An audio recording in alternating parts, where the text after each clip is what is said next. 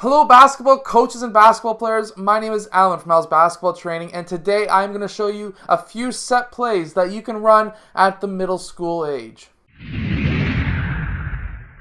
So hello everyone, my name is Alan from Basketball Coach Alan, and on this channel, if you're new, I show you basketball plays, drills, and skills. So if you like that stuff, hit that like button and subscribe. But anyways, today I am going to show you my playbook of set plays that you can run at the middle school age. So this is for a team that has a few shooters as well as mostly players who can just drive to the rim and get close or mid-range shots.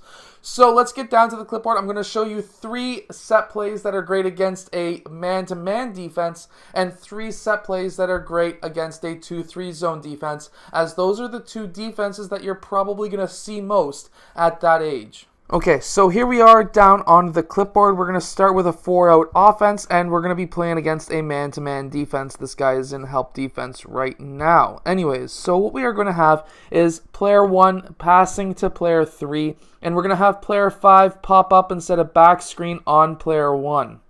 What's going to happen here is player 1 is going to use that screen. He's going to cut towards the rim. If he's open, hit him up for a layup. If not, he is going to go and clear to the far side.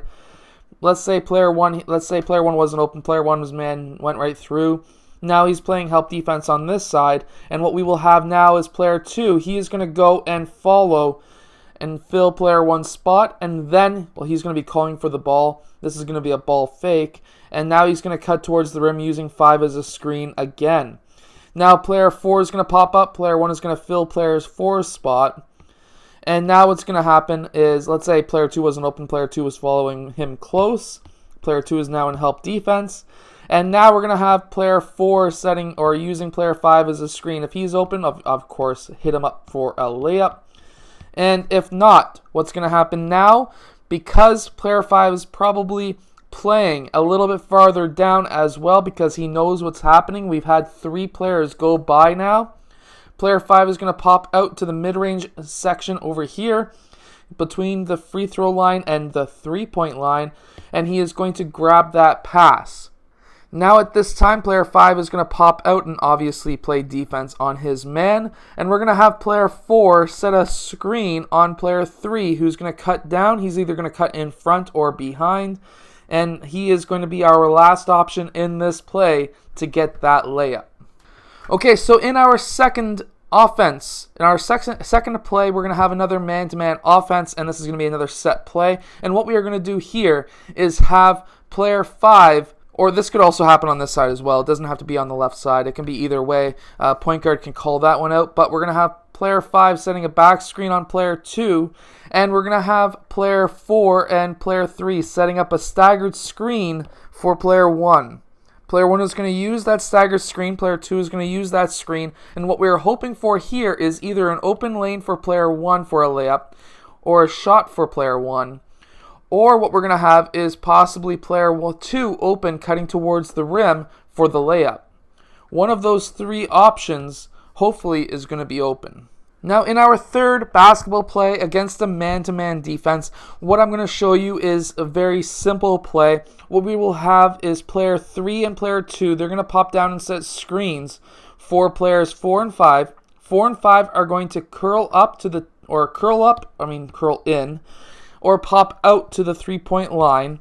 So let's say we're going to have player 5 curling in and player 4 popping up. Now we have a possible mid-range shot for player 5, possible 3-point shot for player 4, or if that doesn't happen, if nobody's open, let's say everyone got through, we're going to now have player 3 on this side setting a screen for player 5. Player 1 is going to take a dribble over to the right side, and he's going to hit up player 5 or player 4 for the pass to player 5 for that layup. Okay, so now in our first zone offense, what we're going to have is the 2-3 zone. Now, the 2-3 zone, player 1 is guarding this area, player 2 is guarding this area. So most likely what you're going to see is a double team on the point guard who's playing exactly up top, and you want him to be right at the point. The reason you want these 2 players to be together right here. The other reason for that is now this brings up the lower 3 players a bit higher, and that's exactly what we want. So what we're going to have here is player 3, Player 3 is going to pop up. and he's going to receive that pass. That's going to bring player 1 over. Player 2 is still going to be most likely guarding player 1 because that's denied defense now. And what we will have probably is player 3 popping up and player 5 going down and player 4 going down. The reason, player 3's zone is here, player 1's zone is here. This is the double team section area, whatever, 45-degree angle off of the elbow. And what we're going to have now is player 2 popping out and the pass over to player 2. The reason why we want this is because now player 2 has some time to set up a shot before player 3 gets down, and we're going to have player 5 move over. Now, this is going to go into a motion offense. The reason why I haven't talked about any motion offenses at this age is motion offenses are a fantastic way to score. However, I've made many other videos about motion offenses, and you can go see that. Obviously, the link is in the description below. But now we're getting into something that's like a motion offense where player 2 could have taken that shot if he had it. If he didn't, now player 4 can move over. He can do a high cut across the free throw line. This could be a mid-range shot for player 4. Or what we can have, instead of that happening, is now player 5 can set a screen for player 3 who can drive towards the rim or cut towards the rim. Player 3 is then going to receive that ball. When he's driving in towards player 5, obviously he's going to try and set up a blocking charge or charge call or something where player 3 can then step in. This is going to bring the defense together, and this is what we really want. So because that's bringing the defense in, every time you drive on a zone defense, that's going to bring the defense in towards you, which is now leaving multiple players open along the three-point line. Or in this case, on the weak side, player 4 could be cutting, and this could be an alley-oop or just a mid-range pass for a shot. In our next second zone offense, it's going to be another quick hitter. What we are all just going to do is have player 4 set a screen for player 1. Player 1 is going to use that screen. He could take the three-point shot or the mid-range shot. And then we're going to have player 4 roll towards the basket. This is going to bring multiple players into him, which now could leave player 3 open for a shot, player 3 open for a drive, or if player 4 was to receive that pass, all he has to do is look, because that's going to bring the defense up. Player 3 is going to pop down, most likely. Player 5 could be open, but player 3 could be denying. And now we have player 2 cutting baseline, player 3 cutting baseline, and you have multiple options open along that baseline. Now, in our final zone offense play, set play, what we are going to have is a high 1-4, and this is going to bring, obviously, the defense quite a bit higher. And what we are going to have here is obviously a double team up top. We're going to have player 4 setting a screen for player 5. Player 1 is going to pass to player 5 in the high post.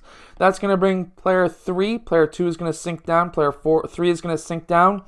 And what we will have is player 4 rolling off of that screen.